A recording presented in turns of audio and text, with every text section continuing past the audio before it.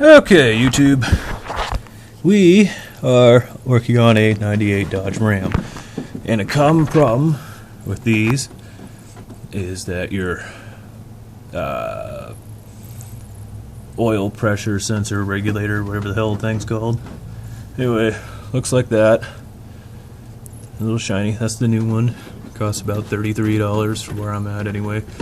It'll probably vary from 25 to 40. Anyway, there's not much information on how to change them, but they're a bitch.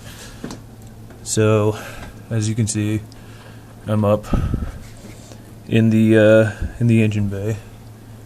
It's the cool part. You can hop up and just sit on it. It's an electrical component, so you want to undo your battery and so you don't fuck anything up. But that little chunk there is located on the passenger side behind the intake manifold, and right there there's a little hole for it.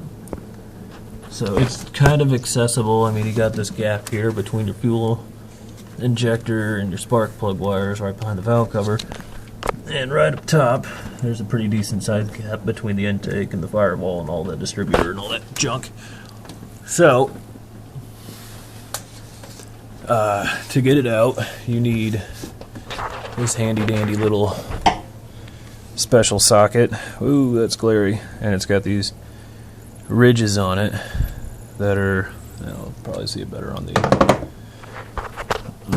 this. Oh, that's too flashy, but you can see there it's not like a regular socket. It's got these little ridges, but it does have flat sides, so I guess you could use a really big ass deep sealed socket if you wanted to. You could try it. Can't promise anything. Anyway, it's better to use a regular size socket, a medium size with an extension, and this adapter that goes from 3/8 to 1/2, or yeah, 3/8 to 1/2, and then use that socket, the extension or the adapter, and the socket. The socket's going to be like $10. The adapter, I think, was like $5. Anyway, so the problem you're going to come into when you get back there, though, is, let's see if I can get my hands on it. One hand. Oh, weird camera angles. That's why I'm never going to be a director. There we go. Is this thing. And that's the clasp for it. And I had to break half the clasps off of it. Anyway, there's this back clasp that faces down, and it's the clasp face the driver's side, and you can't see them because the distributor cap's in the way, so you just kind of guess. What I did was stick my phone down there and videotape it, and eventually I just got pissed off jiggling around, and it might be better for anybody else just to do this too. There's two parts. There's this plastic piece and the actual metal screw that goes into it, and it's if you can see that orange line, that's where the plastic connects to the metal. It's like a little gasket thing. Anyway, what I did with mine is I just jiggled it until the plastic piece broke off broke away from the adapter, and it fits together like so.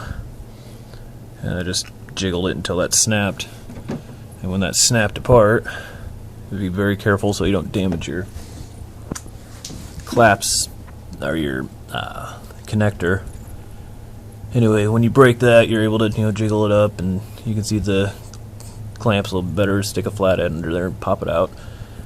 So this thing is a piece of junk. It's probably the original.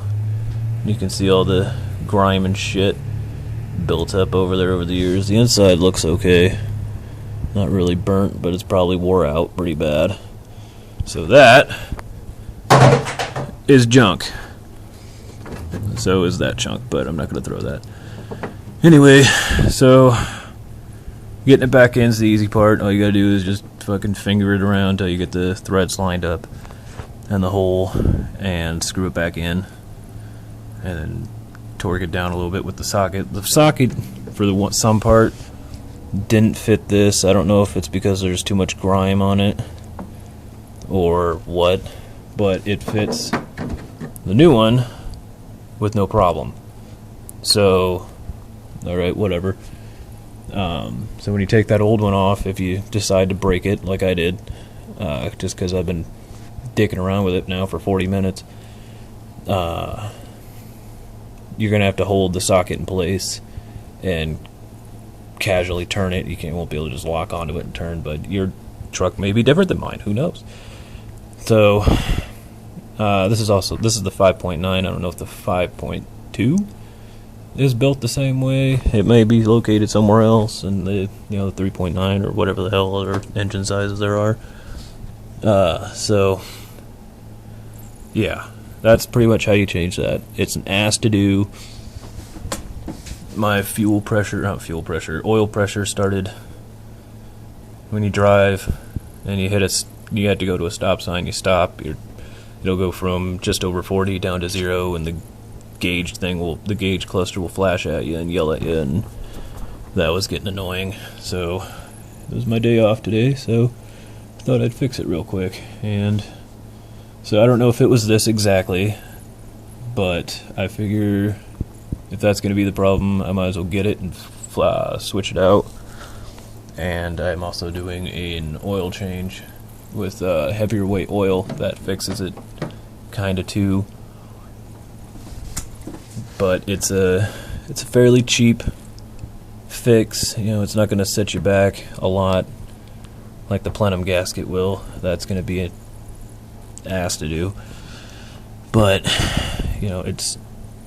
you might as well go ahead and change out a 16-year-old, 17, 18-year-old part with a new part anyway. That's fairly cheap, even if it's not burnt out while you're doing this. Then do the oil change. That doesn't work, then you have to go back to the store, get it, do that, this and that, and this and that. So I just got them both. That's how I'm going to do it, and we're going to go from there. So that's how you take care of that. Again, I'll show you where it's at. There's your distributor, and there's the hole with the switch. The hardest part of this whole job is the switch. So yeah, that's all for now.